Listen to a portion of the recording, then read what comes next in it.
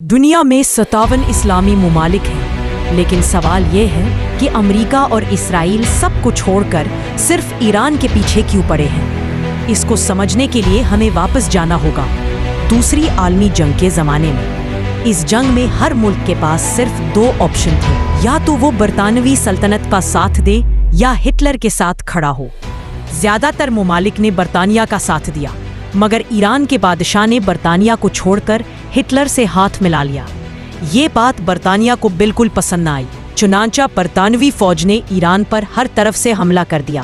ایران کے بادشاہ نے فوراً ہتھیار ڈال دیے اور اپنی بادشاہت بچانے کی بھیک مانگی۔ برطانیہ نے ایک شرط پر اس کی بادشاہت بچائی: تمہیں تخت چھوڑنا ہوگا اور اپنے 22 سالہ بیٹے رضا شاہ پہلوی کو ایران کا نیا بادشاہ بنانا ہوگا۔ یہ نیا بادشاہ مغربی تہذیب کا دیوانہ تھا۔ وہ چاہتا تھا کہ ایران کے لوگ بھی مغرب کی طرح رہیں، ویسے ہی کپڑے پہنیں، پارٹیاں کریں اور اسلام کو بھول جائیں۔ اسی لیے اس نے حجابات پر پابندی لگائی، مدرسے اور مساجد بند کر دیں، علماء کو گرفتار کیا اور پورے ملک میں شراب اور موسیقی عام کر دی۔ یہاں تک کہ ایران ایک اسلامی ملک ہوتے ہوئے بھی دنیا کو شراب ایکسپورٹ کرنے لگا۔ یہ بادشاہ خود کو بادشاہوں کا بادشاہ کہنے لگا۔ سعودی عرب کے شاہ فیصل کو بھی مشورہ دیا کہ سعودیہ کو بھی بالکل مغرب کی طرح ایک لبرل ملک بنا لو، مگر شاہ فیصل نے انکار کر دیا۔ دلچسپ بات یہ ہے کہ آج وہی سعودی ایران سے کہتا ہے تم بھی لبرل بنو۔ ایران کے بادشاہ کے خلاف علماء نے مساجد اور مدارس میں تقریریں شروع کی۔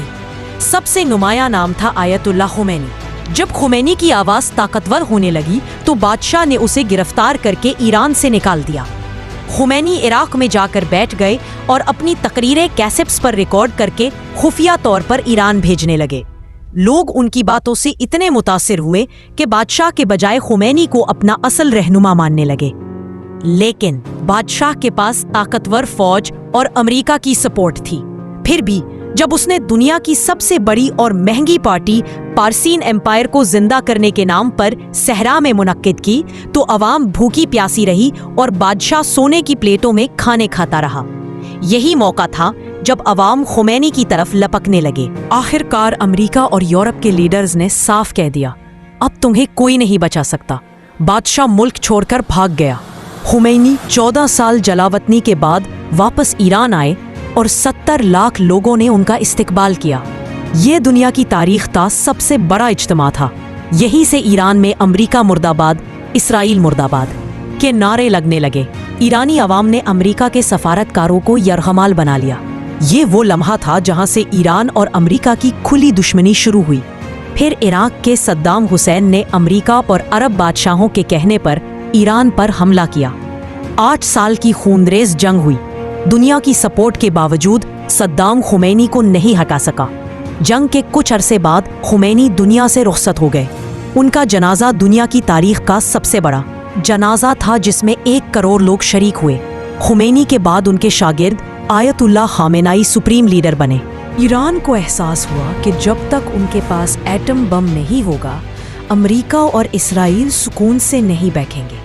پھر پاکستان نے اپنا ایٹم بم بنایا اور ڈاکٹر عبدالقدیر خان نے خفیہ طور پر ایران کو ٹیکنالوجی بھیجنا شروع کی۔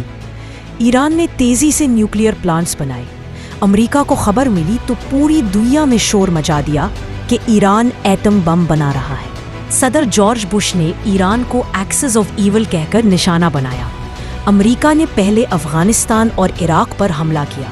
اگلا ٹارگٹ ایران تھا، لیکن عین اس وقت خامنائی نے ایک تاریخی فتویٰ دیا: اسلام میں ایٹم بم بنانا حرام ہے، کیونکہ یہ اندھا دھند انسانوں کو مارتا ہے، حتیٰ کہ بچوں اور عورتوں کو بھی۔ یہ فتویٰ سن کر امریکہ کے پاس ایران پر حملے کا کوئی بہانہ نہ رہا۔ لیکن اسرائیل بار بار امریکہ کو اکساتا رہا۔ اسرائیل کے مطابق ایران کا ایٹم بم اگلے 1 ماہ میں بننے والا ہے۔ یہ دعویٰ وہ پچھلے 25 سال سے کر رہا ہے۔ ایران پر سخت پابندیاں لگیں، اس کی معیشت بیٹھ گئی۔ پھر صدر اوباما نے ایران سے نیوکلیئر ڈیل کی، لیکن ڈونلڈ ٹرمپ نے اسے ختم کر کے دوبارہ پابندیاں لگائیں۔ ایران نے جواب میں اپنا پروگرام دوبارہ شروع کیا۔ اسی دوران امریکہ نے ایران کے طاقتور جنرل قاسم سلیمانی کو قتل کر دیا۔ یہ ایران کے لیے بہت بڑی توہین تھی۔ اس کے بعد صدر ابراہیم رئیسی آئے جو امریکہ اور اسرائیل کے سخت مخالف تھے۔ انہوں نے فلسطین اور غزہ میں لڑنے والے گروپس کو سپورٹ دینا شروع کیا، لیکن ہیلی کاپٹر حادثے میں ان کی موت ہو گئی۔ اب ایران میں ایک نرم مزاج صدر آ چکے ہیں۔ انہوں نے کہا کہ ہم آج بھی آیت اللہ خامنہ ای کے فتوے پر قائم ہیں، ایران ایٹم بم نہیں بنائے گا۔ ساتھ ہی یہ بھی کہا کہ ایران دنیا سے ڈیل کرنے کو تیار ہے، لیکن اسرائیل آج بھی یہی چاہتا ہے کہ امریکہ ایران پر حملہ کرے تاکہ وہ حکومت ختم ہو جس کی بنیاد امام خمینی نے رکھی تھی۔